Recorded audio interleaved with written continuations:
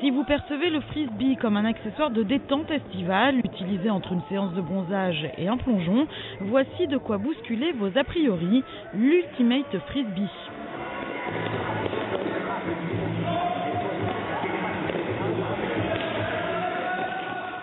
Ce week-end, le club d'Ultimate de plaisir organisait son premier tournoi amical, le Zero Pun. 8 équipes étaient en lice.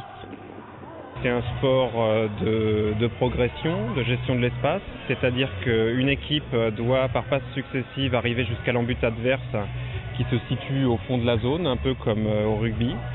On n'a pas le droit de marcher avec le frisbee dans la main, donc il faut se faire des passes. Si le frisbee tombe au sol ou est intercepté, c'est l'autre équipe qui attaque. Endurance, précision et fair play sont les maîtres mots de cette discipline qui ne compte pas d'arbitre. Si un joueur subit une faute, il l'annonce, le jeu s'arrête. Soit le joueur qui a commis la faute le reconnaît, c'est le cas dans la plupart des cas, et donc le jeu reprend à partir du lieu où s'est créée l'action. Mais s'il y a contestation, le jeu repart de la passe précédente, c'est-à-dire que c'est toujours l'équipe qui attaque qui conserve le ballon.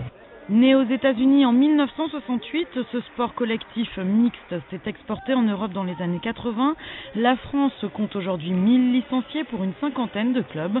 Le département des Yvelines est celui où il y a le plus d'adeptes.